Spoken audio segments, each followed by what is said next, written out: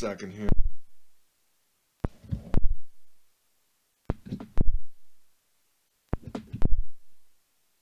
I th- are you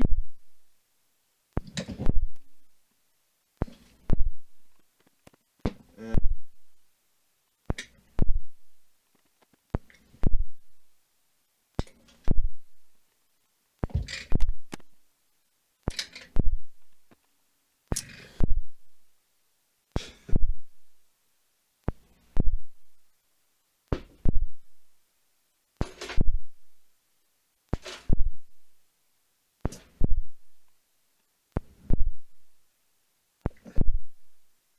I have side right.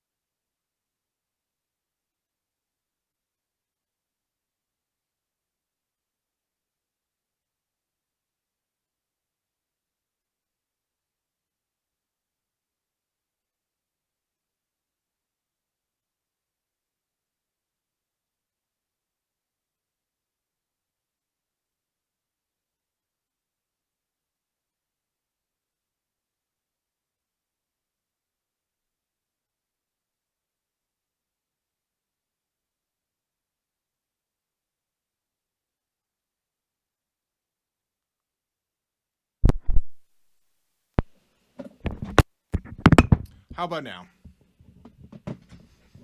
Working? Okay. Yeah, it's to connect my mic. I have to use it's really two in one, but I need to use a compression pedal. It's actually a guitar pedal, and I thought I could just put a battery in there. But the battery died, so I had to go get a plug. Okay, let me move on. Okay, so theism, right? The worldview that God exists. A question for you to think about is, at what point are you not a theist, right? At what point are you an atheist?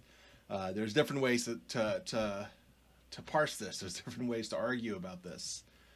All right, so obviously theism, whether or not you are a theist, is going to depend on what your God concept is, right? So saying that it's a worldview which asserts that God exists is not saying a whole lot, because as we've seen, people have different God concepts, right? So, if I believe that the universe is God, but it's just the universe, right? I call it God maybe because it's a psychological way of orienting myself towards the mystery of being or something like that. That's still very functionally like a God concept, but you're taking away that personal element. So is that theism or atheism? Yeah, that's sort of an open question here. So atheism itself is also kind of tricky because there's at least two ways of thinking about what atheism is. Right. On the one hand, it could actually be describing in a positive way what someone's worldview is. Right. If I were to say this, hey, look, I think we've got a physical universe, we've got the cosmos that we know about, and God does not exist. There's no God. That would be atheism, right? Because it's a worldview that does not believe in God. Right? And it says, in fact, God does not exist. Right? It's making a positive claim. But on the other hand, sorry, I did it backwards. I did it the wrong way around. I looked at two first. Right? Let me explain the difference in a better way then. All right. You could, on the one hand, you could have, like I said, a positive worldview, which says that God does not exist. But it could also be that you just have a worldview that doesn't have God in it. Right? It's a little bit different. It's a little bit like those aliens that I imagined, that I was asking you yourself to be, right? You could imagine aliens that have never heard of God, that don't have any kind of God concept at all, who don't believe that God exists because they don't know about God, right? In a certain sense, they are atheists. They are not theists. They are not people who believe in God. Right? And in a similar way, a lot of humans have taken that position, especially more so lately. Traditionally in philosophy, it's usually the second one that I've listed here. In philosophy, atheism usually describes a worldview which says specifically God does not exist, or God probably does not exist. Right? But it is true that you can imagine not even sticking your neck out that far, right? You might be very non-committal. You might just sort of say, well, I haven't been convinced that God exists, so I'm not going to update my belief system to say that God exists. Right? It's slightly different from saying, I've come to the conclusion that God does not exist. You see the difference? You can be an atheist in at least two different ways, right?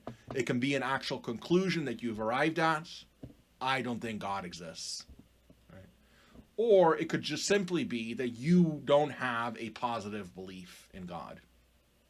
Right? So on the one hand, you might have more of a burden of proof if you're actually saying something about the nature of reality. There's no God. Well, then someone might say, what's your argument for that, right? How can you prove that? How do you know that? Slightly different from someone who says, I have not been convinced by any of the arguments for the existence of God, so I'm not going to update my map of reality to show that God is there, that God exists. Right? So I hope you see that it's a subtle difference, but it's an important difference. You could think of it this way. Think of, again, use the map analogy. Have you seen those really old-fashioned maps that are kind of fantastical, and they'll show like a sea serpent in the water, and it says, "Here be dragons." You seen that? Right? You know what I'm talking about. Yeah. So a theist is like someone with that kind of a map, right? They're saying, here's a map of reality. God is in it. God exists, right? Here be dragons. Here be God. That's a theist. But you could also have an atheistic map, an adragonistic map, and it could be two different kinds of map, right? It could simply be a map, like we have nowadays, that doesn't mention monsters anywhere. Doesn't mention dragons, nothing. It's just a map of what is there, or what the map maker thinks is there. And it simply says nothing about dragons. Or you could have that map, and it actually says, there's no dragons, by the way. Right? You could go have that same spot as the old-timey map and say, actually, there's no dragons. Right? Two different kinds of maps, right? Even though they're both saying that there's no dragons, one is actually saying it explicitly. The other one is simply reporting on what they think is there, and they're leaving out any mention of dragons. So maybe it's a silly example, but that, by analogy, there's two different ways of being an atheist, right? You could be somebody who actually has on their map written, there is no God, right? Or there probably is no God, is in most cases what people would say. Or you could have someone who has a worldview and God is just not part of it. You see? Yeah. So someone might argue that children therefore are born atheists, right? Because they don't actually have a God belief yet. But that's a different sense of an atheist as someone who actually has thought about it and who has come to the conclusion that God probably doesn't exist. Okay. That's all. Okay. Agnosticism.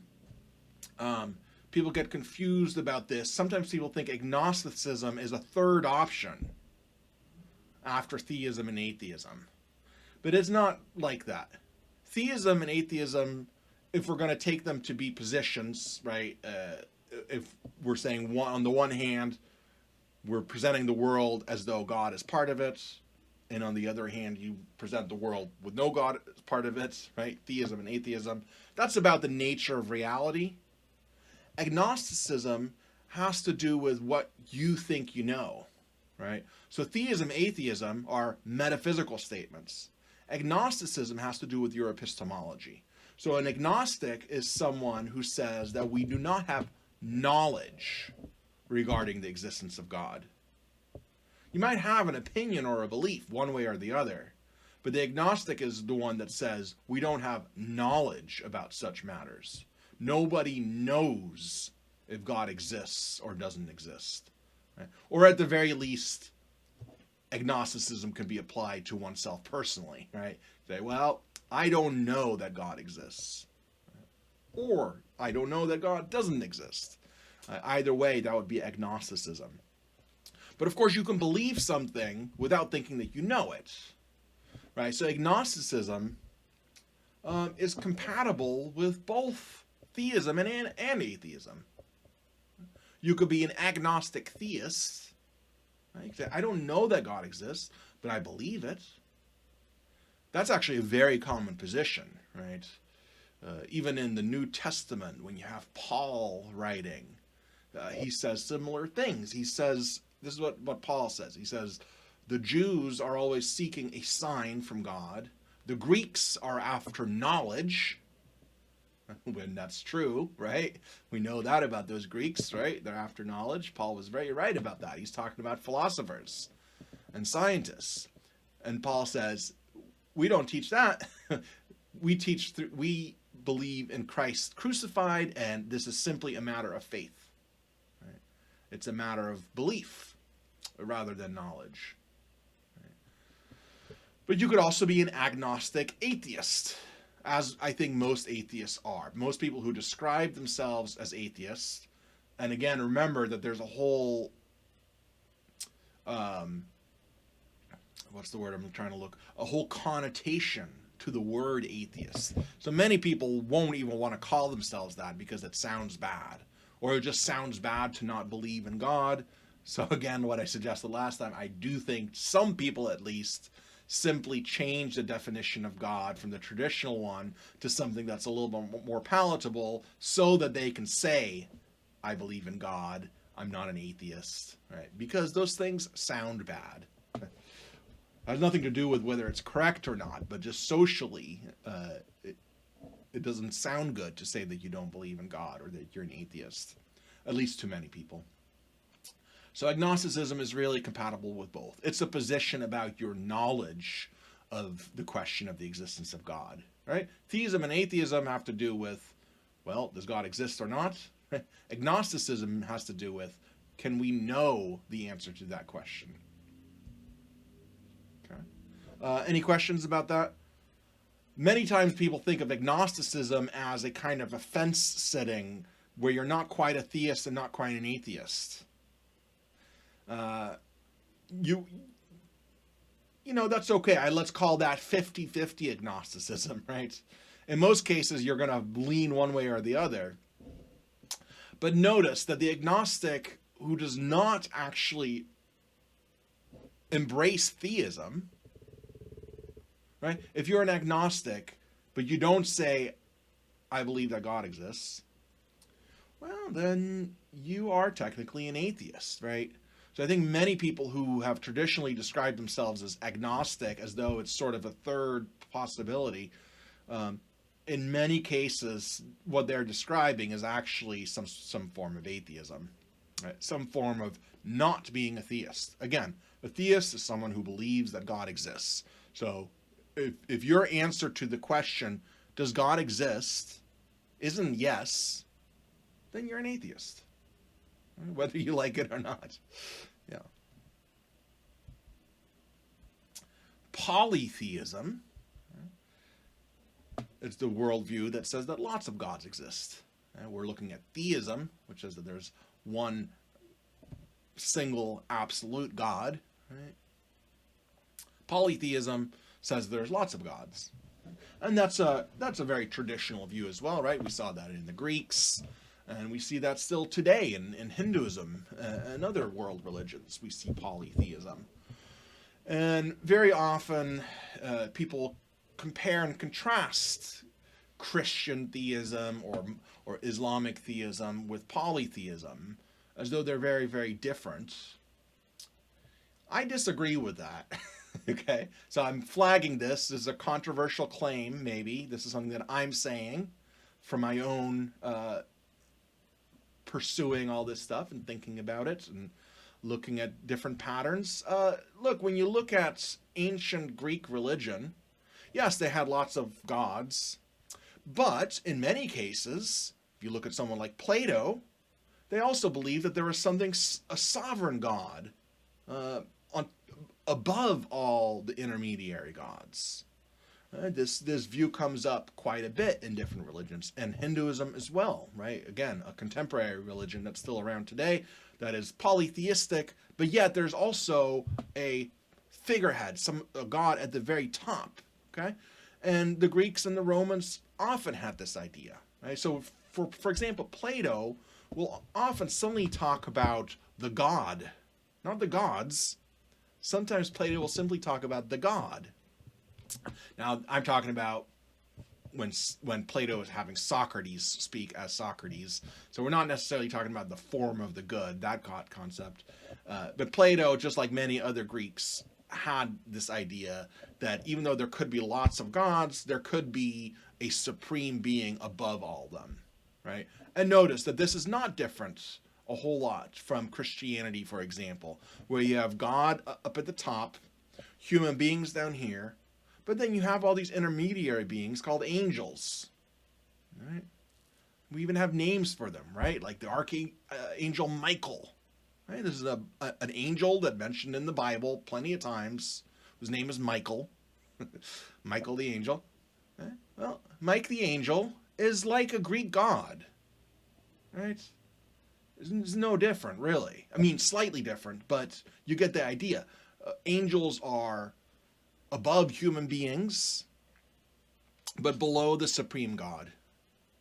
In the same way, in many of ancient and contemporary polytheistic systems, you've got intermediary beings who are higher than humans, but then you still have the supreme God right on top. So I don't know that you can make a real distinction between traditional theism and polytheism. I just don't think you can. Polytheism, it would only be different if polytheism was if all the gods were completely level and there's no supreme God at the top. Okay, that was just my 2 cents. You don't have to agree with me. It's just something for you to think about. And again, my claim here is traditional theism, if it involves beings like angels and devils and things like that, that's a whole lot like polytheism, where the gods were basically just, super versions of human beings. But then very often you'd still have the creator God or some sort of supreme being at the very top of the hierarchy, just like there is in Christianity and Islam and Judaism, each of those religions has an angelology, right? Has angels as part of the metaphysical worldview. Okay. And then deism I mentioned last time.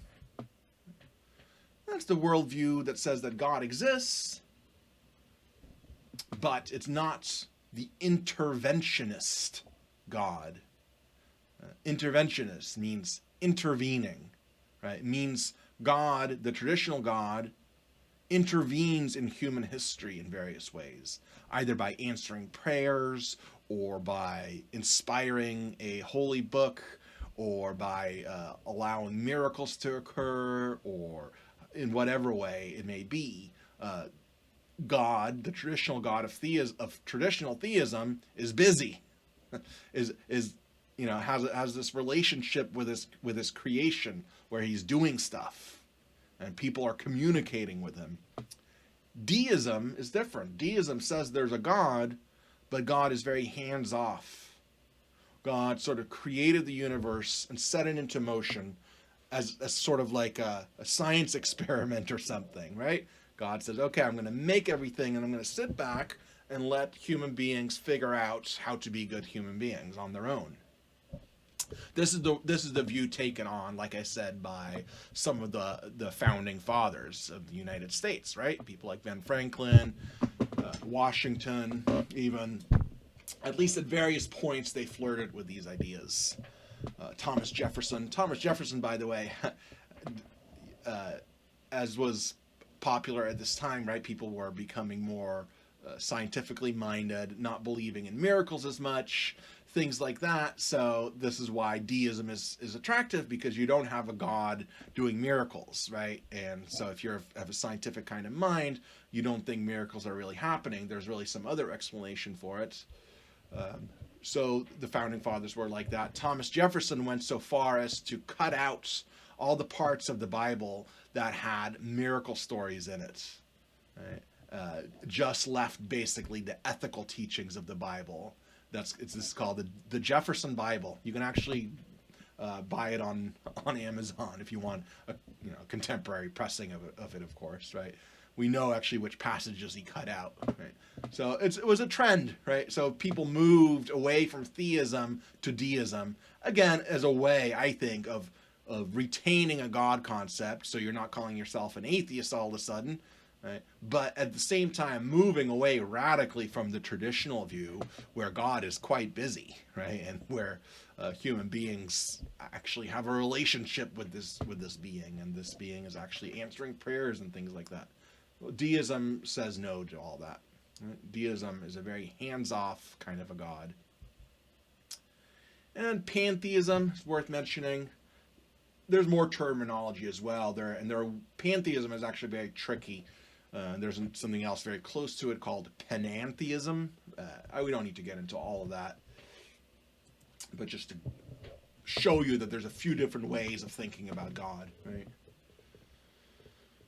Pantheism says that God is identical with the universe, so not a personal being. So this is a little bit like that view of God as the universe, right? Yeah. But it's up to the individual pantheists. There's not a whole lot of agreement here, right? Whether or not we can characterize this pantheistic God any further than just doing physical science on the universe, right? Is there anything more to God on this view than just the atoms that are all around us, right? It's not entirely well defined. But pantheism in some way says God is not this transcendent being outside of space and time.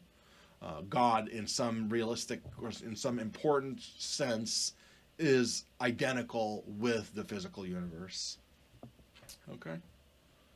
So out of all these, it's the first one that we're focusing on, theism, traditional theism. Okay? So now let's begin the fun part. Let's look at some arguments that try to show that God must exist. Let's do the weirdest one, and the one that's usually the least convincing. Let's do this one first. This is the ontological argument.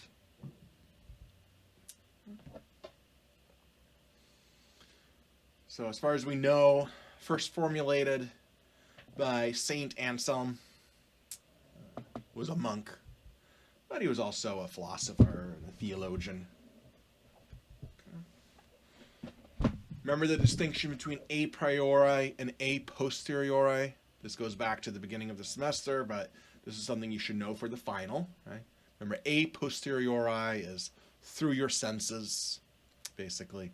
A priori is you can know something without even looking at the world, right? So rationalists think they can know things a priori. They think they can know things just by contemplating, not by any kind of observation of the physical universe.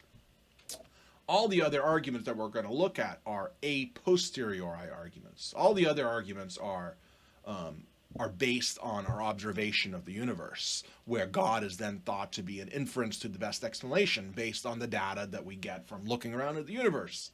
The ontological argument is different. The ontological argument is purely conceptual. It does not ask you to look at the design of the universe to imply a design or anything like that. It is purely a logical exercise. Descartes had a version of this, so this is going to sound familiar to you probably because we've already talked about this. And this is still a popular argument today, by the way. It's just gotten a fancier treatment. Today's philosophers, like Alvin Plantinga, can use fancy things like modal logic to try to bolster the argument. Okay. But let's look at a very simple version of it. Have an argument, right? Okay. Here's just a stipulative statement. It's an analytic truth, supposedly. This is supposed to just be an analytic truth, right? That we're just talking about the definition of God, right? Same way you might say a triangle has 3 sides, right? God is the greatest being you can think of. That's part of his definition. Now, an existing being is greater than a non-existing being. Everyone agree? Sometimes people don't agree with that. I think of it as sort of like, think of the perfect pizza. You're really hungry, you've been craving pizza, and you could think of the pizza you want, but all you can do is think about it. Not that great, right? Wouldn't you rather actually have the real pizza? That's better, right? An existing slice of pizza is better than a non-existing one. So the conclusion follows: God must be an existing being, right? The pizza part, right? Yes, yeah. I'll bring up the pizza again when we evaluate this argument. For now, just sort of try to take in the argument. Both of these premises are sort of supposed to just be intuitively true. Right? You're supposed to just be able to rationally grasp that each of those premises is true, and then the conclusion seems to logically follow. Right? God is the greatest being you can think of. Yeah, that's just what God means. Right? Like, for example, if I said unicorns have 1 horn, you're not going to have a problem with that statement, right? You're not going to say, yeah, but unicorns don't exist. Well, that's not a big deal, right? I'm not assuming that they exist. I'm simply saying that's the definition of a unicorn. Right? Unicorns have 1 horn. Similarly, God is the greatest conceivable being. That's simply God's definition. Now, of course, an existing being is greater than a non-existing being. So, if God by definition is the greatest being, God by definition must exist. Simplify it even more. Right? Remember, we had analytic truths. All bachelors are male. We agree with that, right? That's something you can know a priori. You can know that all bachelors are male. You don't have to go check each bachelor to make sure that they're male. You don't have to use your senses. You don't have to do it a posteriori. No, because you know that bachelor means male. So of course, if somebody's a bachelor, they're male, right? It's an analytic truth that you can know a priori, and it's a necessary truth. Well, God exists is the same way, right? The same way that all bachelors are male is true. How can you tell? Well, if you just take the word bachelor and break it down to the individual components, right? Being male, being unmarried, being an adult, then you can see that the predicate that you put at the end, male, all bachelors are male, that predicate is already contained in the concept of bachelor, right? So all you're really doing when you say all bachelors are male is unpacking the concept bachelor. Pretty easy. And we agree with that, right? Yes, all bachelors are male. That's true by definition. So this is saying, well, God exists is the same way. In the same way that being male is just part of the concept of being bachelor, and so therefore we know all bachelors are male has to be true. In the same way, existing is part of the concept of God, so that you know that God exists is an analytic truth. What do we think about this? Simply by definition, right? Just by thinking about it, the ontological argument tries to establish God's existence simply by analyzing the concept of God. Yeah. It's hard to respond to this regardless, and it's even harder to type something. In class, I try to drag this out a little bit more to try to get people to think about it. But let's just go straight into the critique. Right? I hope you get the basic argument. My guess is that you can kind of see what's going on. You can't necessarily see exactly what's wrong, but you're also not convinced. Right? Probably, that's my guess. Even if you do believe in God, even if you're a theist, even theists don't find this argument very convincing. Okay. A reminder for everybody. I hope everybody knows this. This is something you would learn in critical thinking, but let me just flag this.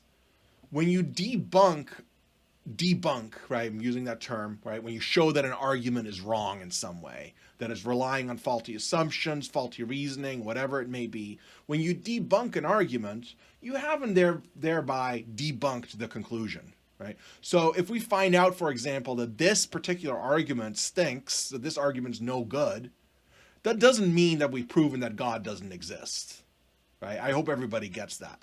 Debunking one argument does not prove that the conclusion is false. Even debunking all the arguments does not prove that the conclusion is false. You could simply have a set of bad arguments. Right? I could have a bad argument for the idea that I'm wearing glasses. Right? I could say, well, I'm blonde. I've got blonde hair, and all blonde hair people wear glasses. Therefore, I wear glasses. Well, I do wear glasses, but the argument's all stupid. The argument's no good. It's not true that all blonde people wear glasses. Right? So you could have a bad argument for a conclusion, but the conclusion might still be true. Okay, so that's something to keep in mind here, right? So at certain points, we'll lay into these arguments. That does not automatically mean that the conclusion is false. Okay, I just wanted to say that just to make sure that everybody knows that. Right? Debunking an argument is not the same thing as debunking a conclusion of an argument. So objections, well, it's hard to evaluate the argument directly, but we could do it indirectly by showing that if that argument is right, then other arguments will be right as well. So, for example, let's go back to pizza. Let's say I come up with a new concept, pizza. Pizza with two P's. It's pronounced pizza because that's fun to say. Pizza. And what is pizza? Well, it's a perfect pizza. Okay, that's just the definition, right? That's just I can define a word, right? I can make up a word and define it. So a pizza is a perfect pizza. But of course, an existing pizza is more perfect than a non-existing pizza. So pizza must exist. But now we see that something's gone wrong, right?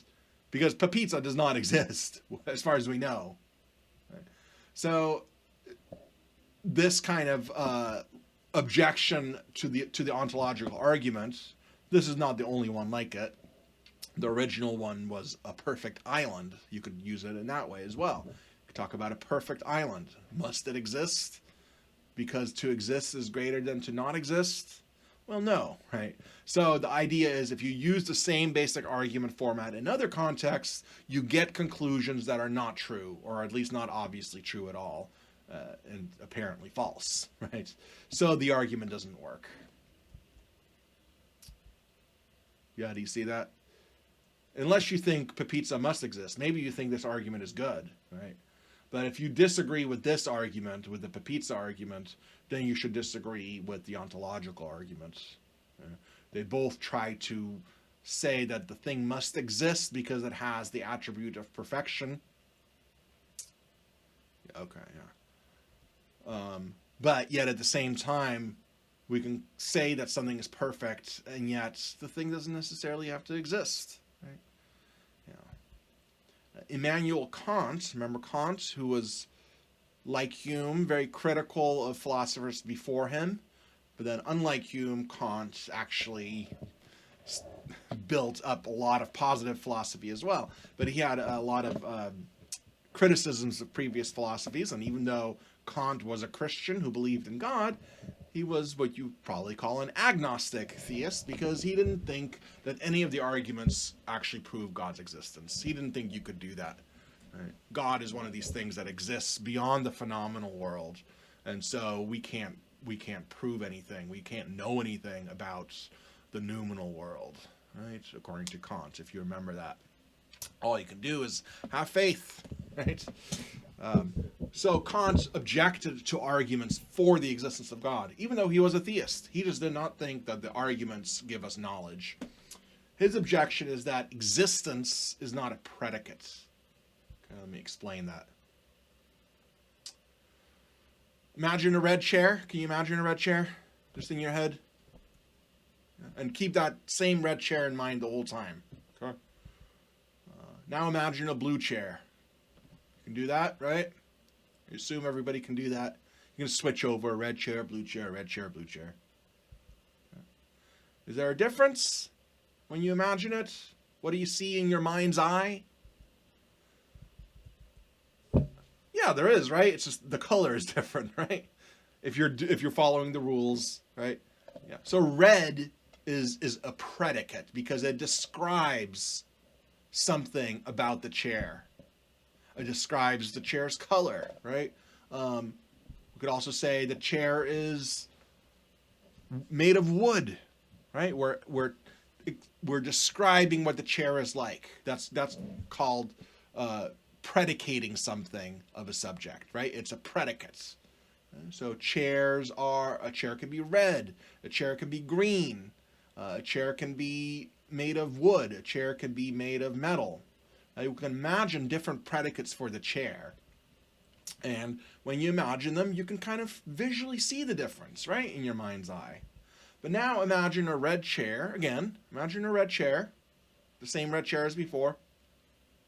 And now imagine that chair actually existing. This time, is there a difference? Well, there really shouldn't be, right? If you've described all the properties of a chair, then you're done describing the chair. Existence is it's an existential, metaphysical thing, but you're not further describing the chair. At least this is what Kant says. So whereas you could say all bachelors are male, because male is actually a predicate that distinguish, you can imagine the difference between male and not male, but existence is not like that. Imagine an existing $100 and a non-existent $100. What you see in your imagination is the same in either case.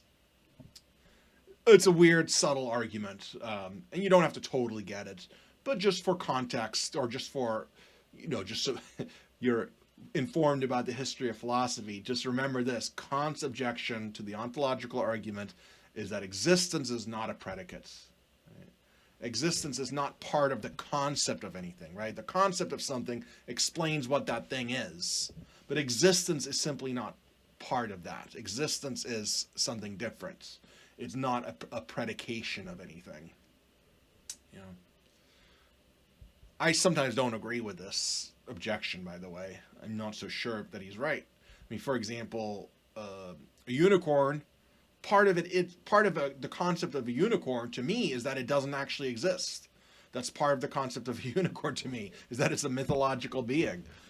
So that would seem to say that existence or non-existence are predicates. Who knows? The whole ontological argument is weird anyway, right? So the objections are going to be weird as well. The upshot of it, though, is if Kant is right about this, if existence is not a predicate, if it's not part of the concept of anything that defines something, then God exists is actually not an analytic truth. Right? Because existence is actually not part of the concept of God. Because existence is not part of the concept of anything. But, yeah, this is a very simple objection, right? What if I make up a new term? Not the pizza, but an exister. What's an exister? Well, according to my definition, an exister is anything that exists. If that's true, then isn't existers exist an analytic truth? Yeah, I'll leave that for you to think about. What I'm saying is this might be an objection to Kant's objection, right? Is what I'm saying. Right? So we have the ontological argument, then we have Kant's objection, and now we have my objection to Kant. Why might he be wrong? Okay, I'm going to leave that there. Ontological argument is weird. It's kind of fun, though, to think about because it does, on the surface of it, there's something very appealing about it in a way. Right? This idea that you could simply think about the nature of God and then know that God must exist. You know? And remember, this should remind you a whole lot of Descartes, right? Because Descartes used this kind of reasoning to prove that God exists, and that's how Descartes got himself out of that hole he had dug himself with skepticism. Okay, oh yeah, one more objection, and this is really the objection that is going to, this is going to come up again and again for most of these arguments. Most of these arguments, really, if they're successful, they seem to prove some sort of mysterious transcendent thing, but is it theism? Is it a personal being, as described in Christianity or Islam? Well, greatest conceivable being. I mean, that's all we got for this, right? This whole argument, the ontological argument, if it's successful, it only really shows that there is a greatest conceivable being who exists. Does that greatest conceivable being have a mind? We don't know on the basis of this argument. Right? So this argument doesn't actually get us traditional theism. At least that's what I'm saying. That's my claim. The argument for the existence of God here in the ontological argument, all it really has is God as a greatest conceivable being.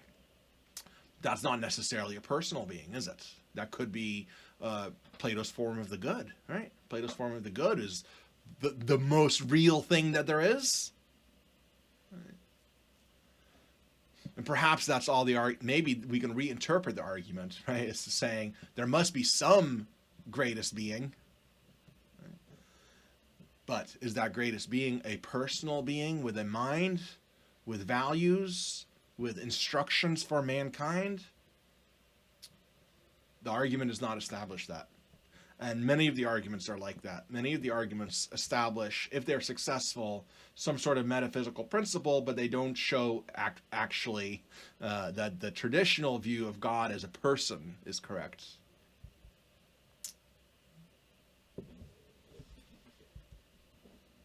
Okay. So much for the ontological argument. I'm just going to keep plowing through, and I'll stop if somebody has a question, as always. But we have a lot to squeeze in for the next couple of sessions, so I'm going to keep going. Cosmological argument. I'm going to give you two different cosmological arguments, okay? So, cosmological, what does that mean? Well, you're looking at the cosmos, right? You're looking at reality as it unfolds before you. You're looking at the universe, right? So these are arguments that are based on your observations of the universe, what the world is like. That's what makes them cosmological arguments. So they're not, it's not an a priori argument. You can't just sit there and think about the concept of God. No, with cosmological arguments, you're looking at the world, noticing something about it, and then concluding that God must exist. Right? It's an inference to the best explanation type of argument. So first, look at a classic one, the argument from contingency. Okay.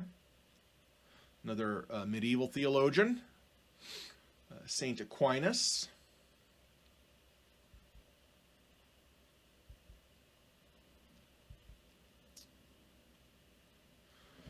And I've laid it out again as an argument and premise conclusion format. It makes it easier to evaluate arguments, right? Because you can really focus on each individual premise, and then you can focus on whether or not those premises support the conclusion.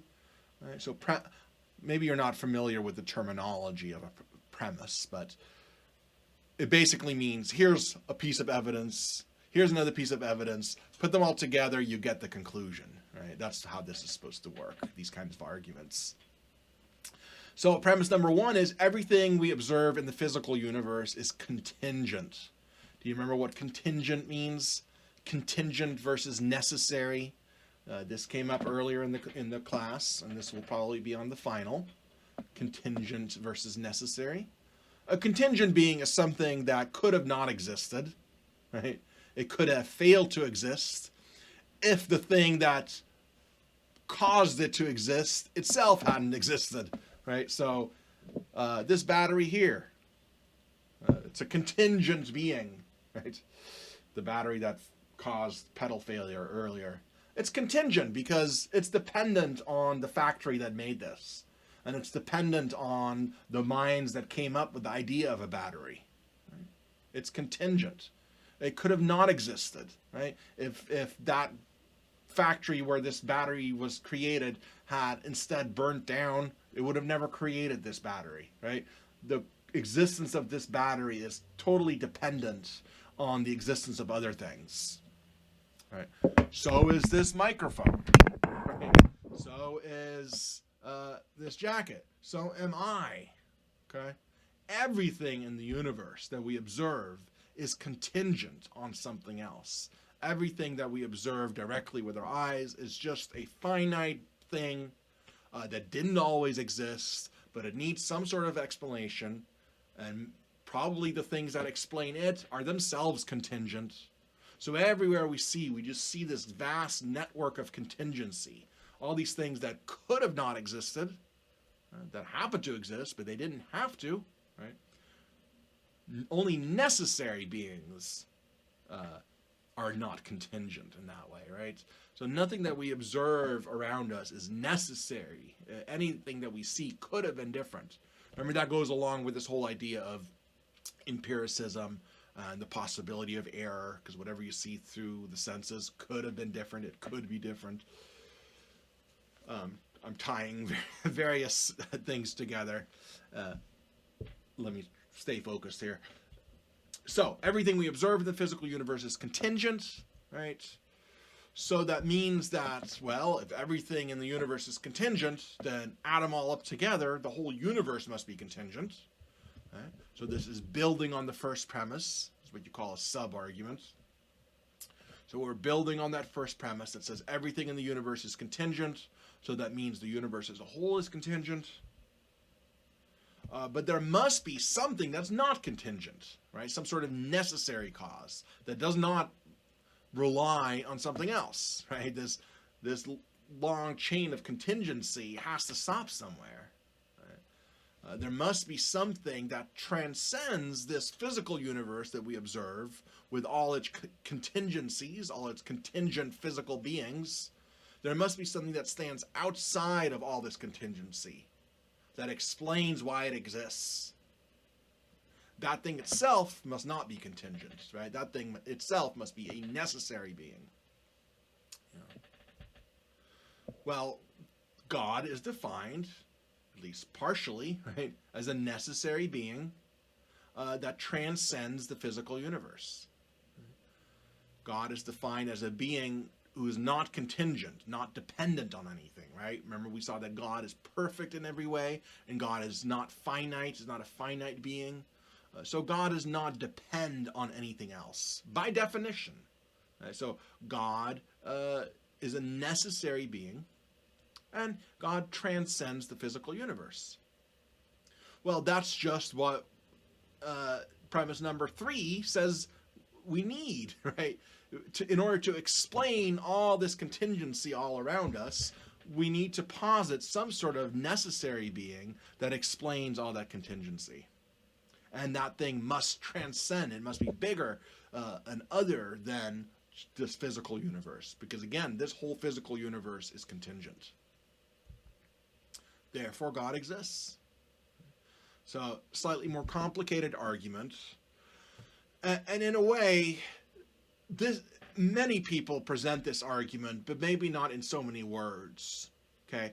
Lots of people will simply argue, well, how do you explain all this then? Right? Did it just pop into existence? Right? That doesn't make any sense, right? So, therefore, something must have made it happen. People often argue this way. That's anytime someone argues that way, it's a cosmological argument. It's just people don't necessarily take the time to really lay out all the premises to show that they lead to the conclusion and all that, right? But anytime somebody says, of course God exists, what do you think explains the universe? Right? That's a cosmological argument, okay? Here, this is being more explicit about, well, why does it need to be God and all that, right? Why do we need some sort of explanation? Well, the idea is that everything could have been other than it is. Everything is dependent on other things, but there must be something that's not dependent on anything else, that everything else depends on. That's part of what we mean by God. Right? So God exists.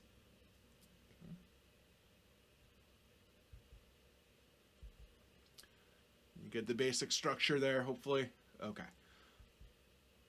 Objections to this argument? Well, one is the compositional fallacy seems to be in play here, right? If you go to premise 1 and then to premise 2, premise 2 doesn't actually follow premise 1. It does not follow logically from the fact that everything that we observe in the physical universe is contingent. It does not automatically mean that the whole universe is contingent, okay?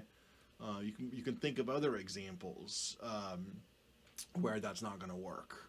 And in fact, when you take a critical thinking class, you'll learn about the compositional fallacy, right? The compositional fallacy is basically whenever you say that the whole must have all the properties that the individuals have, right? The individual parts of a whole have a certain property, then the whole must have that property as well. But that's just not the case.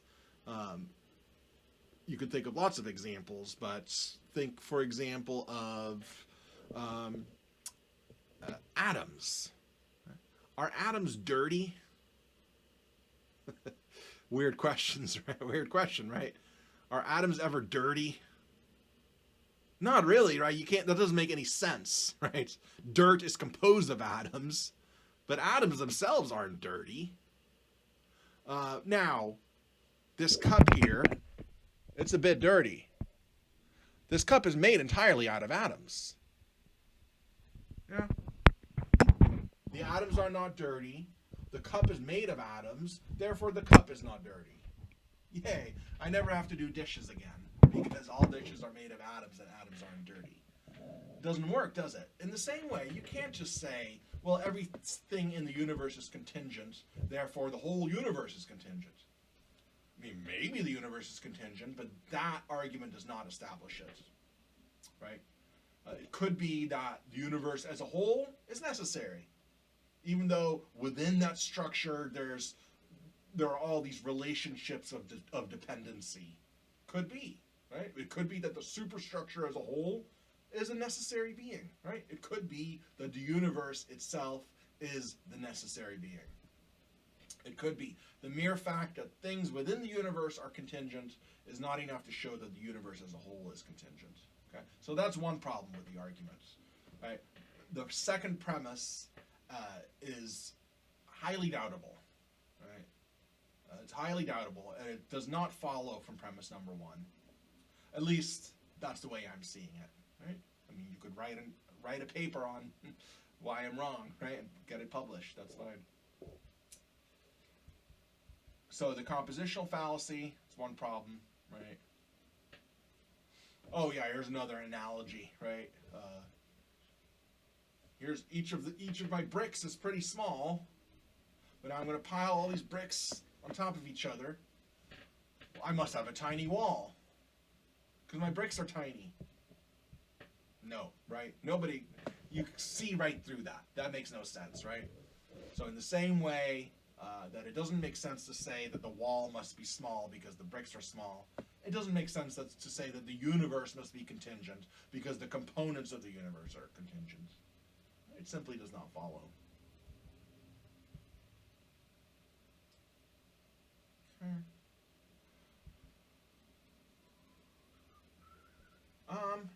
What about this? What if things are contingent? What if they are contingent? What if they could have been different, but they're not? Right? I like this idea of a brute fact. Right? A brute fact. Maybe this has come up before. But a brute fact is when you have no more explanations to give. Right? And this has to happen at some point. Right? For the theist, God is a brute fact. Right? For the theist who says, well, God is the necessary being that is responsible for all the contingent beings. There, God does not have a further explanation. Right? God simply exists. This is the brute fact on that view. There is no explanation of God's existence, according to theism. God is the explanation of everything. Right? God himself is not explained by yet something outside of God, because then that would be God then, right? So God cannot be dependent on anything. So you just can't explain God. God is a brute fact. Well, maybe the physical universe is that brute fact.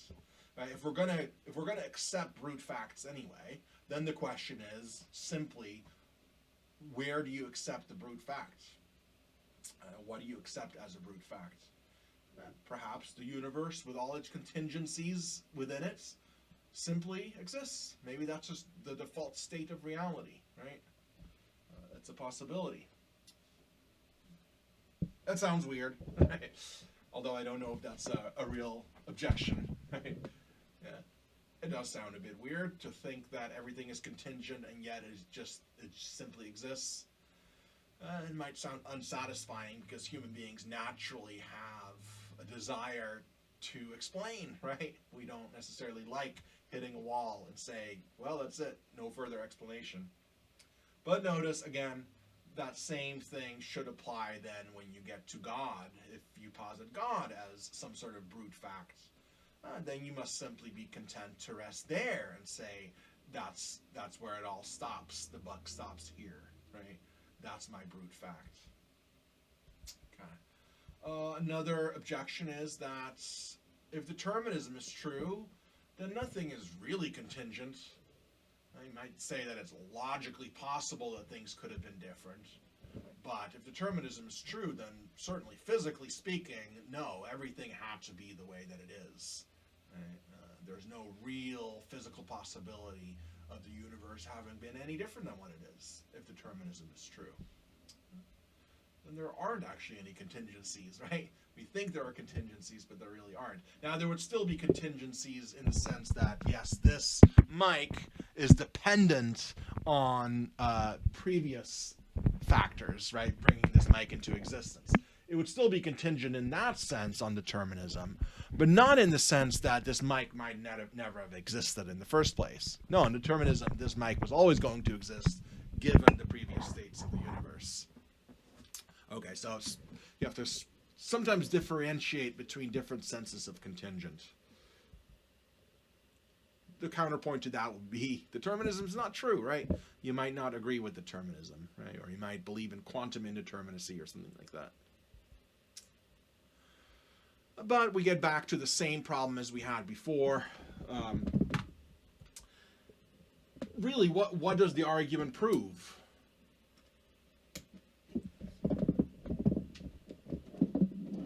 Does it really prove that... Sorry, I'm trying to turn on the light here. Getting dark.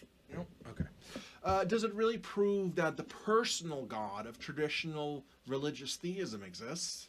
Right? Does it prove that Allah or Yahweh exists?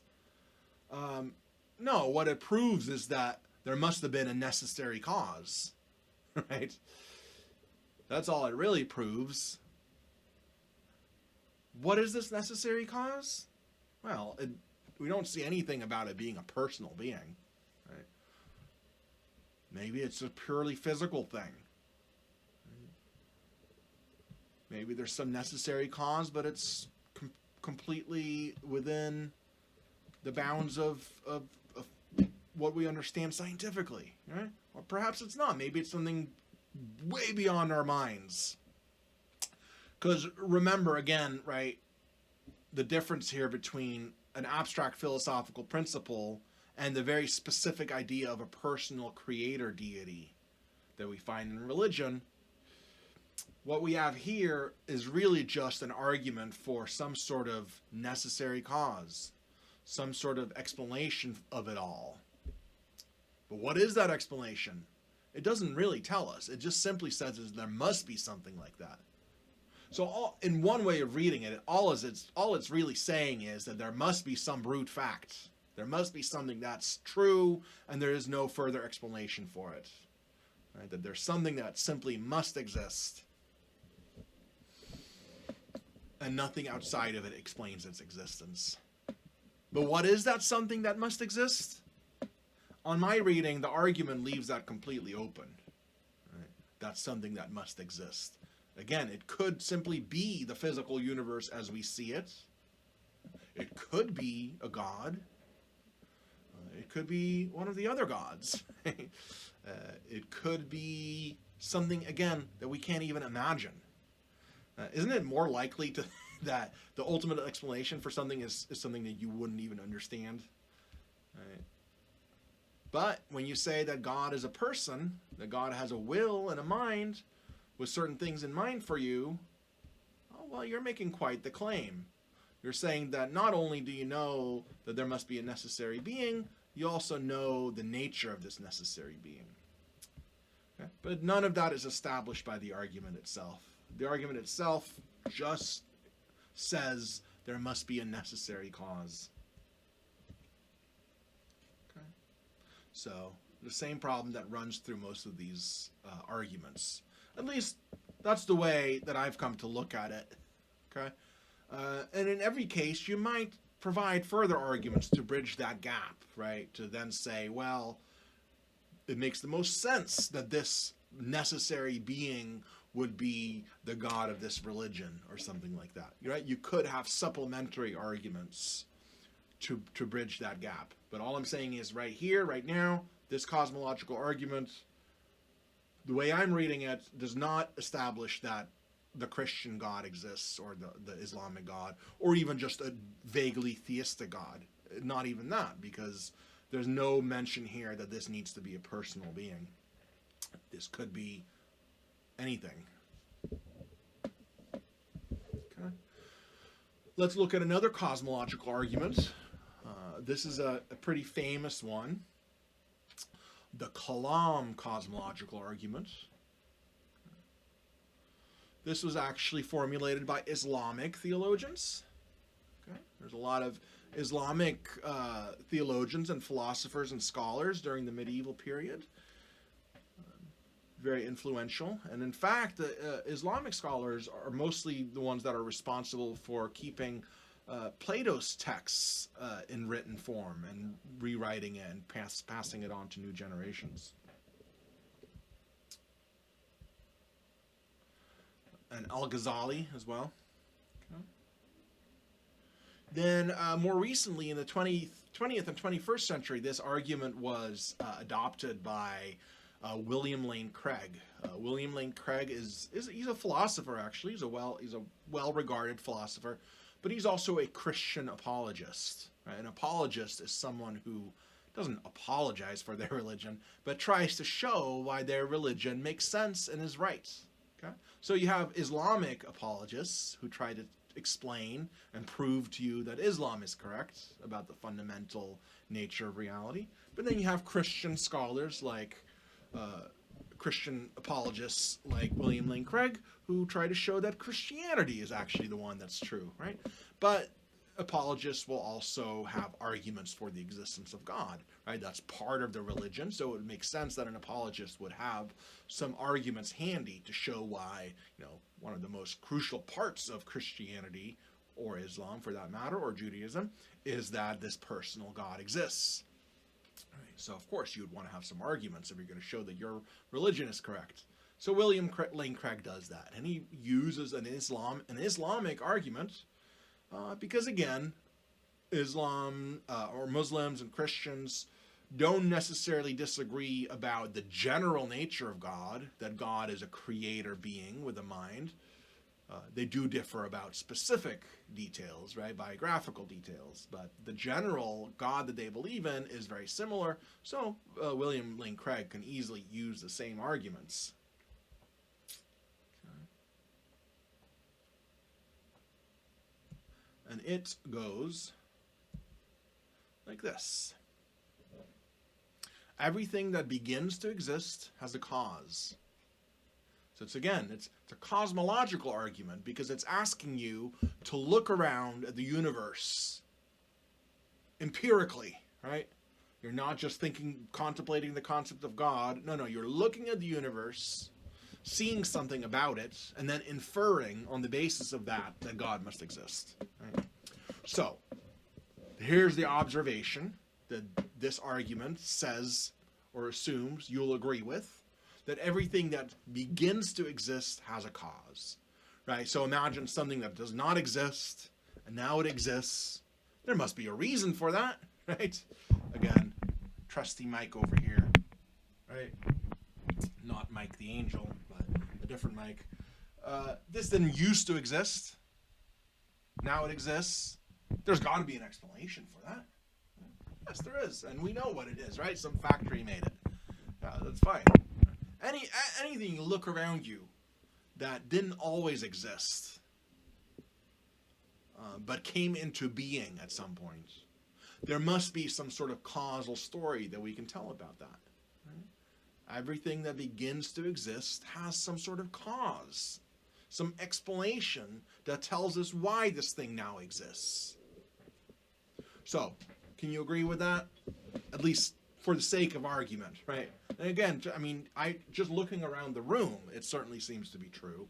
I can look at any object in my room and realize that it did not always exist, and that something has to explain why it is the way that it is. Premise 2, the universe began to exist. Now, this premise is actually would be controversial in other times. For example, the ancient Greeks, up until very recently, actually, most of us, up until very recently, assumed, well, I should not say most of us. Let me go back. Let me just talk about the Greeks for a minute. Right? The ancient Greeks believed that the physical universe as we see it has simply always existed. The universe is eternal. If you believe that, then premise 2 is not going to work, of course. Then this will not be a good argument, because you would disagree with premise number 2. If the universe is eternal, then premise number 2 just is not true. Right? And the argument can't ever get off the ground if the universe is eternal. Right? But more recently, this is why William Lane Craig resurrected this argument, is because he could find scientific evidence of premise 2. Right? What is that scientific energy?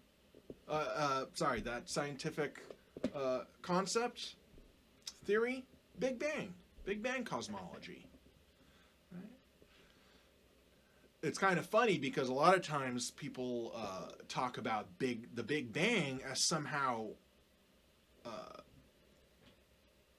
contradicting theism or religion in some way, that there's a tension between the two.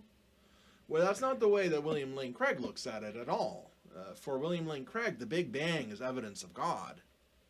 I'll lay that out more in just a second. But let's stop at Big Bang cosmology for just a second to talk about it. What does Big Bang cosmology say? You have to be very clear about this, because a lot of people don't quite get it right. Big Bang cosmology does not say first there was nothing and then the universe exploded into being with no explanation. It does not say that. Okay? This is what Big Bang cosmology says. Right now, we can observe with scientific instruments, we can observe that the universe is expanding all around us. It's expanding everywhere. And we can actually measure the rate of expansion. Okay? Now, we can use a mathematical formula. That's what we do in science, right? We use mathematical formulas to describe physical events happening. And we can use a mathematical formula that models this expansion. Yeah? So that we can sort of predict how big the universe will be tomorrow, right? In essence, anyway. We can use those same numbers and reverse them, right? If tomorrow the universe will be this big because of our calculations, then we know that yesterday it was a little bit smaller. The day before that, it must have been a little bit smaller. The day before that must have been smaller, right? So you can use your mathematical formulas that describe the inflation of the universe to then extrapolate, to work backwards, to imagine what the world must have been like millions of years ago, hundreds of millions of years ago, right? Hundreds, even more, right? Billions of years ago, 14.5 billion years ago. And at some point we get to this very, very small state, right? We're just in our imagination, just reversing the expansion of the universe to contracting it, right? And there's one point when it gets really, really small where those mathematical formulas that we're using, they don't work anymore. It breaks down. Our scientific understanding of the world breaks down at that point. This is the singularity, not the singularity that people talk about with computers. That's not the same singularity, but the singularity here being this moment where all we're doing is sort of rewinding time, theoretically, and realizing that at one point the Earth must have been infinitesimally dense and small and hot, and all our formulas break down. That's all the Big Bang cosmology really says. And what this, for some cosmologists, some physicists, would take this to mean, well, that means the world as we know it is that young, right? The singularity happened about 14.5 billion years ago. We can't really say anything about what happened before it, and we don't even understand it at that very infinitesimally small state. We can't even really understand that, right? But nevertheless, it's tempting to then say, okay, well, that means the Earth, the world rather, the universe, not the Earth. The Earth is much younger than that, but the universe as a whole is finite, right? There was a point in time, 14.5 billion years ago, when the expansion of the universe began. So this is why we now say the age of the universe is 14.5 billion years old. But notice that it's a bit iffy because there's all this weirdness about the singularity. Can we talk about what happened before? Does that even make sense? Will we someday discover how to make the math work? This is what physicists are working on now, right? This is all very open, which is one of the problems with this argument, is because it's trying to rely on a scientific result that is not completely well established and that might be overturned later. But the idea is that now, because of Big Bang attaches a specific number to the age of the universe, we can now say that the universe did not exist forever. It was not eternal, like the Greeks had said. It actually came into being. It started existing about 13.5 billion years ago. So now you see how this is going to tie back to premise number one, right? Therefore, the universe had a cause. And the idea is that the cause of something is always something outside the thing itself, right? Things don't cause themselves. Contingent things don't cause themselves, right? The things that begin to exist in the universe are always caused by something outside of that thing itself. So if the whole universe itself began to exist, there must be something outside the universe that caused the universe to begin to exist. Now, again, of course, same objection, right? The universe had a cause. Well, what? Doesn't have to be the personal God of theism. But this is all the argument really says. Now, when William Lane Craig presents it, he does provide these sort of supplementary arguments. But the bare bones argument, the traditional one that's called the Kalam cosmological argument, only establishes this, that there must be some sort of cause of the universe.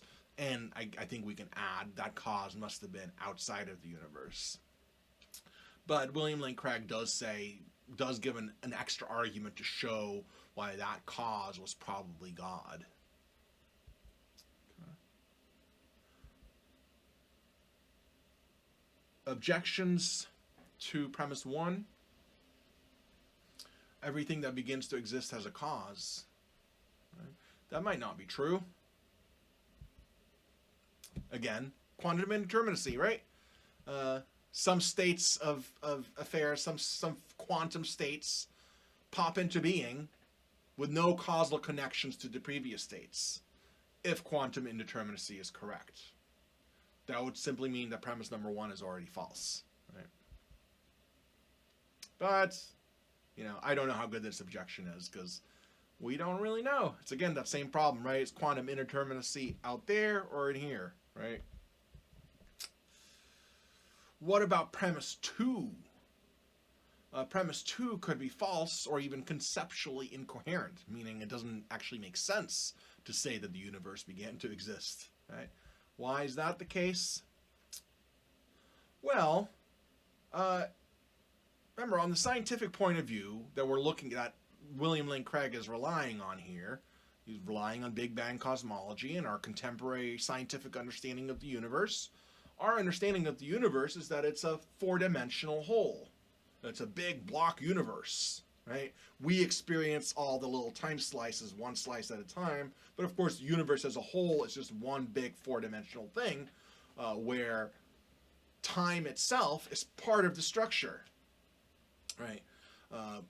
So when we're talking about the universe existing, and if we really are saying that space-time, the universe, did not exist before the singularity, then time itself didn't even exist. You see the problem? So there wouldn't be a time before the Big Bang starts happening. The Big Bang and time would be together at the same time, right? The Big Bang simply is the beginning of space-time. It's hard to think about these things. I know it is, but again, if you think of the 4-dimensional whole, imagine it as just as a 3-dimensional whole, right? So if this battery here represents the entire history of the universe, right? And the Big Bang is right here at the beginning. Right? Yes, there is nothing over here though, right? Everything is happening right here, right? If this is the entire universe, all of time is right there. There wouldn't be a timeline before, right? So the universe didn't begin existing. That doesn't make any sense if there is no time before the universe. Okay? Very difficult to talk about these things, and some of these things seem to be semantic or philosophy of language issues. But it's important to think about that.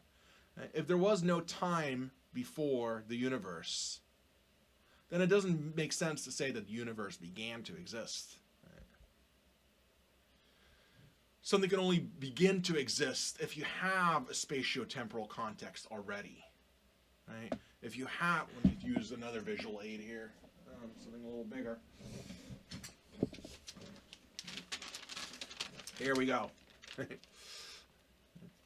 So here's the entire history of the whole universe, right?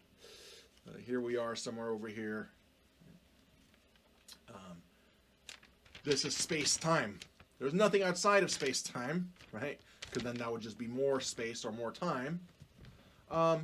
Things begin to exist within this big picture, within this timeline, right? If you think of this as a timeline, okay? Dinosaurs started existing, right? King George started existing. You started existing. The microphone started existing. That all happens within the timeline, right? Here's the timeline. Beginnings and endings of existing only happen within the timeline. Okay. The timeline itself is absolute in a way. The timeline itself did not begin to exist. Okay.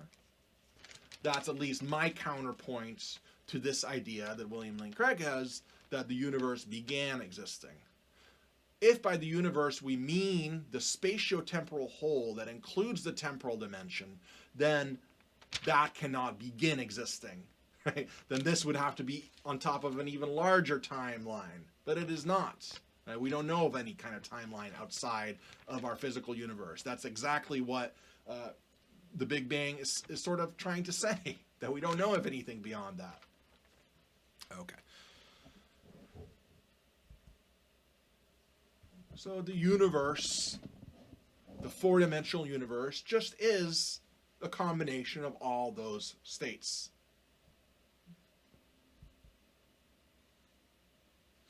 And within that block, things come and go, things begin to exist. But the block as a whole, the four-dimensional whole, is not on a timeline. Right? It's not on a bigger timeline where it used to not exist and now it does. No. This is providing that context where things used to exist and then don't, or didn't exist and now do. That all happens within the four-dimensional block universe as described by Einsteinian physics.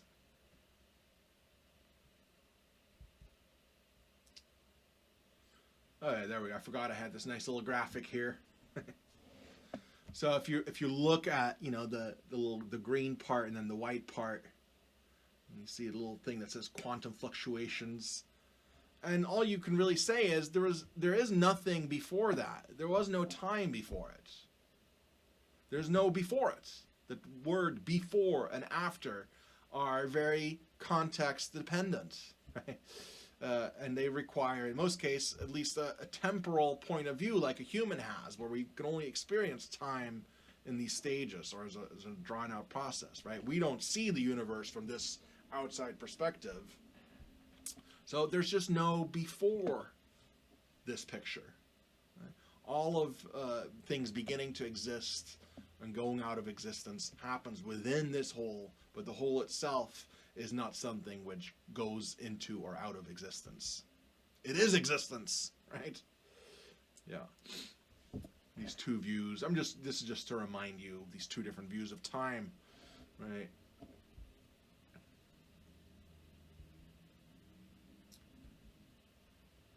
Premise 2 is also problematic for another reason, because the Big Bang model, where we just have this idea, well, it just started like this and then it's getting really big. Right? Everything's inflating. But there are other ones as well, like the Big Bounce model. Says that, yeah, as far as we can tell, everything began really small and it's going to expand. But actually, if we crunch the numbers the right way, we might see that at some crucial point it'll slow down and then gravity will again pull everything back again. And so in billions of years, we're going to repeat the process. We're going to get smaller and smaller and smaller, and then get bigger and bigger and bigger again. Right? Forever and ever, right? Like the Greeks thought, that we're just in this constant cycle that repeats forever. That would also be consistent with the data, right? That would be consistent with what we're seeing now, this expansion. It would be consistent with that to say that we're just in the expansion stage right now, and later we'll be in the contraction stage, and then we'll be in the expansion stage again, over and over. That is another model that's out there. It might not be the most popular one right now, but it's one that's out there. So all I'm saying it is, as a problem, again, people who rely on the Coulomb cosmological argument, because that second premise seems to be supported by Big Bang, I think maybe are making a mistake, because they're really at the mercy of the present state of science, which is constantly progressing. Right? So all I'm saying is, if you're going to have an argument for God, it would be better if your premises were not reliant on scientific models that might go out of favor, that might be overturned by something else. There's the multiverse model, right? Which is the idea that our physical universe that we can observe, observe the expansion and extrapolate to some sort of Big Bang. There might be other universes, right? It might be that there's some sort of special universe that pops out little Big Bangs everywhere. Now, who knows, right? We just don't know right now, and that's part of the problem. The argument really is only as strong as our current understanding of the world, which is constantly changing. Okay, and again, the problem I pointed out earlier, right? That strictly speaking, the argument itself, if unless you're including the sort of amendments to it, the additions that people like William Lane Craig will bring to the table, but if you're looking at the Kalam cosmological argument just all by itself, all it really says is there must have been a cause of the universe. Which again, I don't even think that's true. Right? There didn't need to be. But even if that argument is correct, that there needed to be a cause of the universe, who knows what that cause is? Right? Again, it could be a wormhole. Right? It could be another universe. It could be something we've never even thought about. Okay, let's see. 342. Okay, so did not get done as much as I wanted to. I just talked too much. But I think we should be done now. Even though this is going to make it hard to do ethics as well. Like I said, I'll probably have to do something on next Tuesday as well. Let me just do one more. I guess you're free to leave if you want to, but at this point, a lot of this is just for my own sense of completeness. Well, I shouldn't say that. Many of you are showing up to these sessions still, even though we're near the end, and I do appreciate that. Let me just at least start one more. Argument from design. This is a very popular argument, and it's probably the most intuitively compelling one. And it's also a bit different because, unlike the other arguments, this one actually requires that the thing you argue for is an intelligent being. Right? The other arguments, well, like I said, they seem to show that some sort of metaphysical principle must exist, but what its nature is not specified by the arguments. But here, the God concept that this argues for has to be somewhat of a personal being. Now, people have argued this way for a very long time, by the way. But there's a famous version of it by another Christian apologist, William Paley. It's called the watchmaker analogy.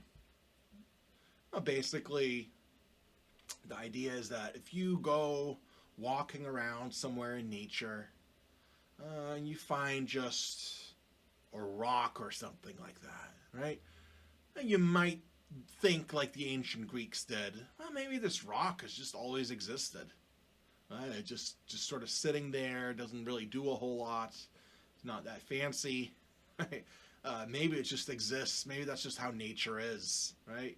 You could think that way and not ever think that it must have been created or designed or anything like that. But now if you look at, you're walking around the forest and you find a watch and you pick it up and you see that it's telling the time correctly. You open it up and you see it has a very intricate mechanism, very complicated, all these gears working together to give you the time of the day, to give you the month and the year even, and all that stuff. Very complicated piece of machinery. Are you going to assume that that thing was just always there, that it just exists as a brute fact, like the rock does? Well, no, then you'd be much more likely to think, well, look at this. There's such complexity to it, such design, right? It looks like it's designed with a specific purpose in mind, and all the little pieces within it are lined up just right to serve that purpose. At that point, you might think, well, there must have been a watchmaker. Somebody created this watch. And in fact, yeah, anyone would assume that, right? If you're in a naturey area, just because you're in nature doesn't mean everything is natural, right? So if you find a watch, you're not going to assume that it was just there by chance, right? You'll assume that the watch was created somewhere. Somebody had a design for it and then had a way to put it all together, probably in a factory or something like that, right? But you've got some idea that the watch was designed by an intelligent person with a specific purpose in mind, and that all those little gears couldn't have just fallen into place haphazardly or by chance to create such a complex functionality. Right? No, you know that it had to have been some person at some point came up with the idea.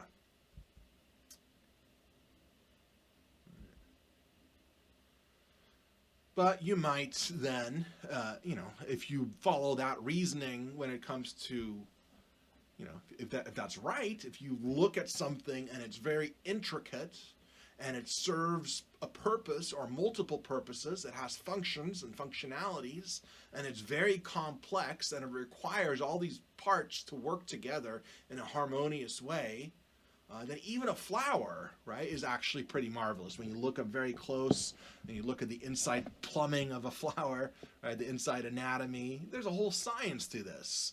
And yeah, there's a lot going on in a simple little flower. It looks like a little machine. Let alone when you look at large mammals, right? Look at their design and their functionality. Look at a cat. So, if you look at a watch and you assume on the basis of its complex functionality that it must have had a designer and creator who had a plan for that thing in mind and then created it. If you find the same thing in another context, it doesn't matter that it's natural. Still, you have these very complex beings with all this functionality, all these different parts that have to work together just right, or the whole thing doesn't work. And it might seem to you just as unlikely that something like this could just exist without an intelligent mind putting it all together, as a watch just existing without an intelligent mind to put it all together. Okay? Yeah, that's the intuition that this argument goes for. Sometimes you'll find in anti-evolution literature, for example, in creationist literature, they'll often say the chances of evolution just naturally producing a cat is like saying that you could have all the parts of an airplane in a hurricane, and the hurricane might just put them all together correctly into a jet, right? Which we all would say, well, that would never happen, right? You need an intelligent person to put together all the parts of the jet. Just randomness is not going to ever do that, right? So it's the same kind of intuition here that's getting pulled, that's getting activated, right? That when you look at complex systems in nature, especially really, really wonderful ones, right? Amazing ones. If you're like animals in the natural world, and you've learned a little bit about them, you'll be amazed at just the kind of complexity that we see, and the kind of what appear to be designed functions, right? Like the elephant's trunk, right? That it has this ability to reach up high and grab stuff, and very cool design feature. It has to work just right for that to work, just like a clock, just like a watch does. All these different parts have to be put together just right to get a functioning elephant. And in fact, elephants, and again, human beings, much more complex than a watch, right? Much more complex than a watch. So if you think that a watch could never have all its parts come together randomly without some sort of guidance by an intelligence, then of course you would, well, I say of course, but following the argument, right? Then it stands to reason that you might apply the same kind of reasoning to much more complex phenomena, like babies, human beings, right? Very complex kind of functionalities, how I keep saying it. A lot of times the arguments in everyday context, when people argue about the existence of God, it's not even laid out. That it can sometimes simply be, look at how wonderful all this nature is. How can you think that this just exists by chance? Now, this whole by chance is maybe a little bit of a weasel word, but that's the idea anyway, that if it's not guided by an intelligent being, or not being actually directly instantiated by an intelligent being, then people think that, well, then it's chance, then it's just random, right? They think, well, randomness can't create watches, so randomness cannot create babies, right? That's the idea. Where randomness here is being equivocated with no intelligent being guiding it all, right? Yeah. Where, of course, chance is a little bit of a difficult term, because, again, I think chance mostly has to do with what's a chance what's probable to us, right? To what we know about the world. Anyway, try not to go on too many tangents. All right, so if we were to put this into an argument form, there must be an explanation for all the amazing complexity and functionality of the things that we find in nature. Yeah. That's a pretty intuitively compelling premise, I think, right? There is a lot of complexity and functionality in nature. There is.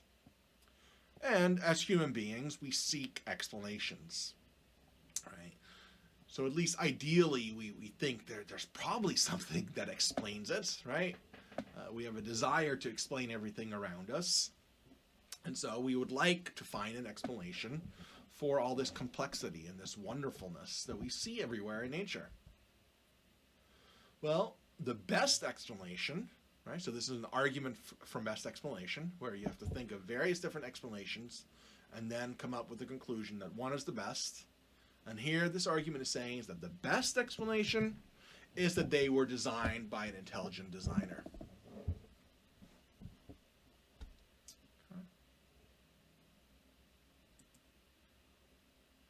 And guess what? That's part of God's definition, right?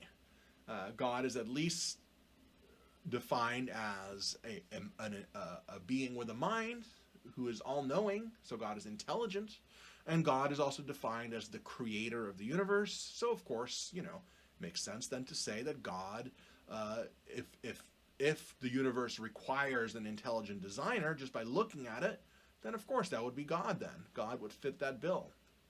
Right? If it's really true that there's all this design in the universe that needs to be explained, and that the best way to explain that is a very powerful, of course, intelligent designer, well, then it would make sense, and then that would mean that God would have to exist, right? If that really is the best explanation. So again, you can lay these arguments out like this in premise conclusion format and really focus in on each of the individual premises. But in many ordinary contexts, it's just a matter of people going, look at that beautiful sunset even, right? That's an argument from beauty more than from design, but it's a similar sort of thing. Or just looking at all the intricate things that we see in nature and being so overcome by awe and just amazement at it, that we just are unwilling, right? It's a psychological tendency anyway for many people that we're unwilling to say, well, maybe that's just how the world is, or maybe there is some explanation, but it isn't a God doing it. For many people, it's just inconceivable that you need an intelligent mind to create functional beings, to create complex and functional, wonderful beings. So yeah, the argument will not really work if you disagree with premise number 2, right? If you don't have much of a problem accounting for these things in a different way than by appealing to a God, this argument is not going to be that convincing. There's also other problems. The main problem, of course, is simply that the argument was a lot stronger when Paley presented it before Darwin came up with how evolution could actually work. Now, before Darwin, evolution had already been noticed, by the way, right? Darwin didn't come up with the idea of evolution. Evolution was always noticed. We'd always noticed that fossils from longer ago were simpler than fossils from more recent, right? So we've seen evolution happen. We know that it happens, and we see it in real time as well. Already before Darwin, evolution had already happened. Darwin explained how it's possible, right? Gave a good in-depth theory for how, what could drive evolution, what are the main forces that drive it, so we can understand it better. Sometimes people don't realize that. People think that Darwin came up with evolution in some way. That's not true. Darwin was trying to explain a fact that already existed. So why is that a problem? Well, the second premise, right, says that the best explanation for things that have some sort of apparent design element to them, right, some sort of functionality that only arises because of complexity, right? That it must have been designed by an intelligent designer. But evolution, what does it do? What is so great about this theory, about this idea? Well, it shows that complex functionality can evolve over time without any kind of conscious designer trying to do anything, trying to make it happen. It can happen just all on its own. You just need a lot of time for it to happen. So there are ways in which complex functionality can evolve over time without any kind of conscious intervention by an intelligent being. Okay. So that means that if you were still insisting that that second premise is true, that the best explanation for all this complex functionality that we see in nature, that it's God, you really have to disagree with evolution. I'm sorry to say it, but you really have to say, right, let's look at the argument again. For premise number 2, right, the best explanation for complexity and functionality in nature is an intelligent designer. If you want to hang on to that premise, you are having to deny evolution. Right? You're having to deny the natural processes of evolution can explain design and functionality. Okay.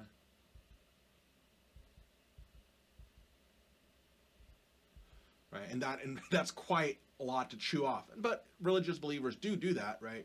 There are whole websites and organizations that are dedicated to debunking evolution. So if you're interested in just staying, in your religion and you're worried about all this, you can just seek out these websites that debunk evolution.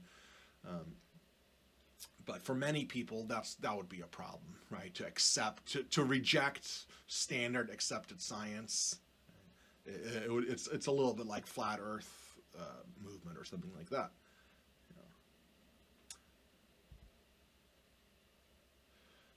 I think a bigger problem. Now, this is a big problem, okay, but it's one that's very dependent on scientific understanding.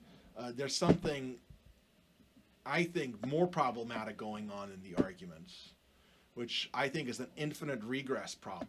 And after this, I'll be done, okay? So pay attention for this last one because it's important, and then we'll be done. The whole argument from design, right, relies on this idea that if you have a being with a certain degree of complexity, right, then it must have been designed, right? That's the whole idea. That if you find some sort of thing in the world that exists that is complex and wonderful and functional, right? If it has enough of that, then it must have been designed, right? Because remember, the William Paley argument just takes it for granted that a rock, for example, may not be wonderful enough to require a designer, right? The whole argument is saying if something is sufficiently complex and amazing, right, if it gets to the level of a human being, right, or an elephant or something like that, when it gets to that degree of wonderfulness and complexity and functionality, then there must be an intelligent mind that made that happen. That's what the argument relies on. But who is this designer, right? Who is this being with a mind who is able to come up with elephants and babies and also will them into existence? Wouldn't that being have to be even more wonderful and complex than whatever it is creating? I mean, by the argument's own standards, it would, right? The whole point is that if something is this wonderful, it must have had a creator. But now the problem is that any kind of creator of this wonderful would have to be even more wonderful. So this really wonderful being would need to have a creator. But that being would have to be even more complex and wonderful than that one. And so you would end up having this infinite regress. You'd end up having this chain of gods, basically, because we've already said that wonderful, complex beings need designers. But if designers themselves are wonderful, complex beings, then this is a never-ending loop. Do you see the problem? It's tempting to say that we've explained something when we say, oh, an intelligent being did it. But really, we've explained nothing, right? We have not explained the complexity or wonderfulness of this postulated being. And for that matter, we don't even know how these ideas were formed in the creator's mind, right? Think of that for a second. What you've done is transferred this problem, right?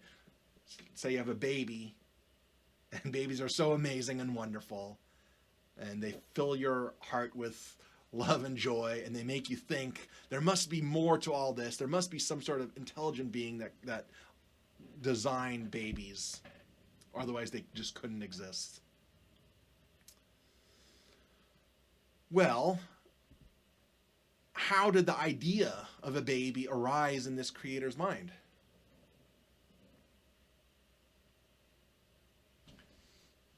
Did it just appear?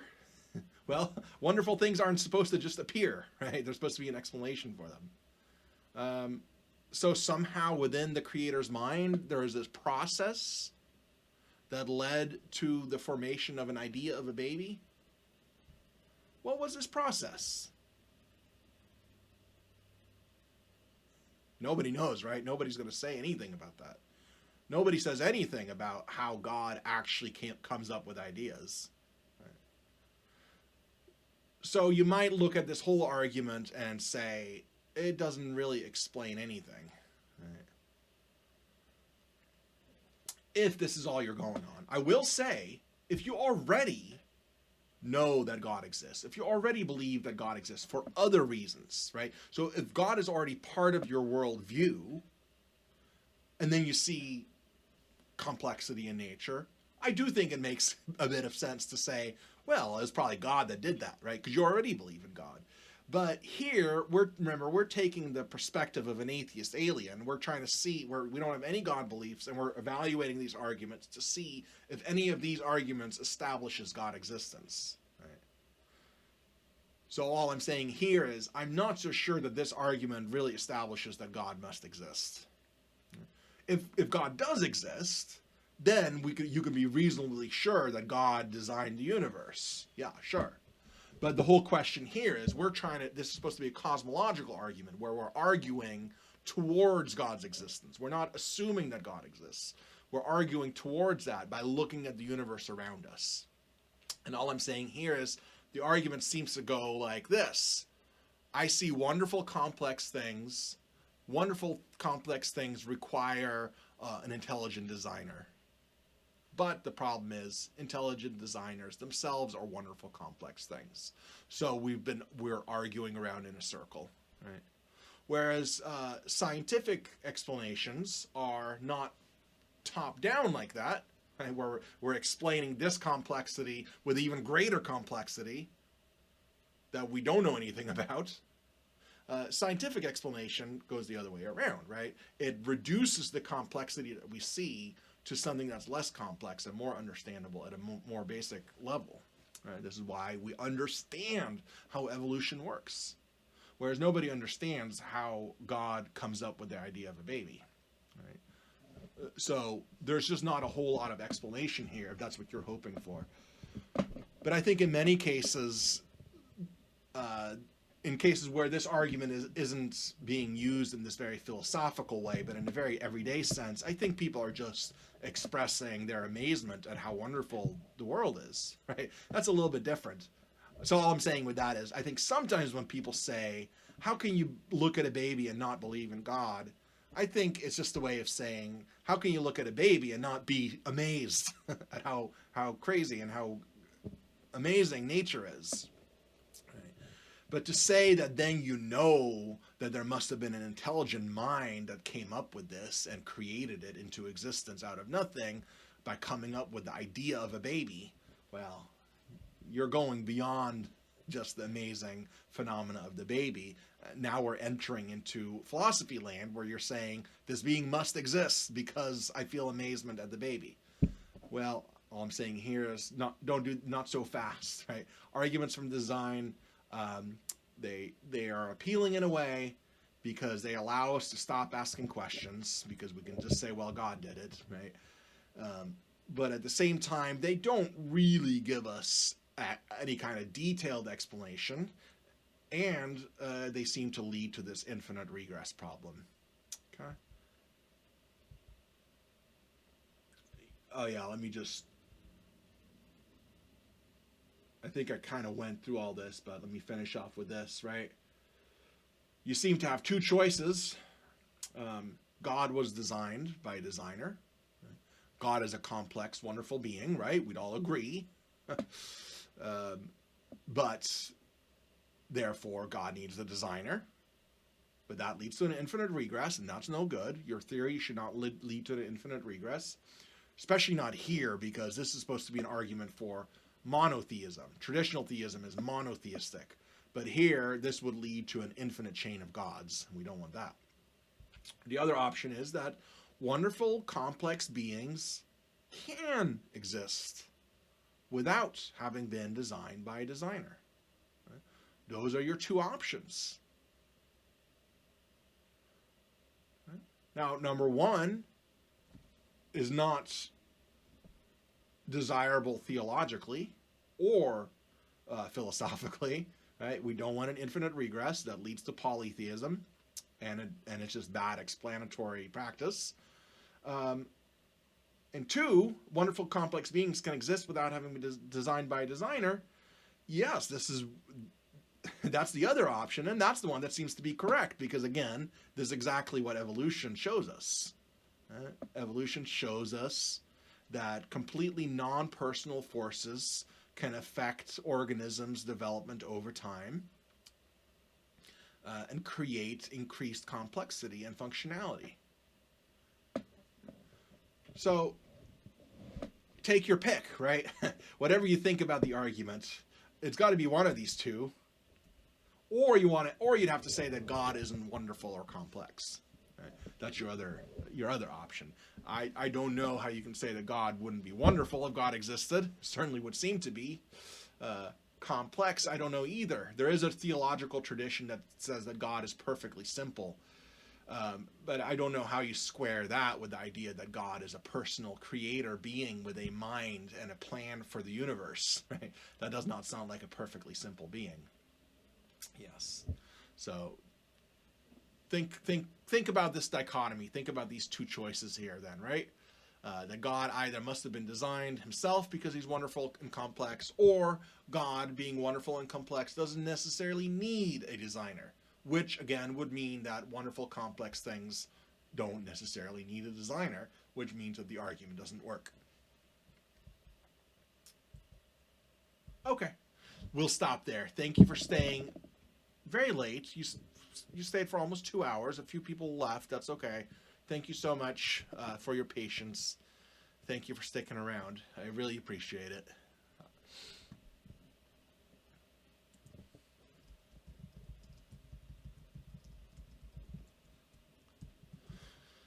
So we'll finish this next time. Hopefully have time for a little bit of ethics. We'll see. But I'll see you on Thursday. Bye.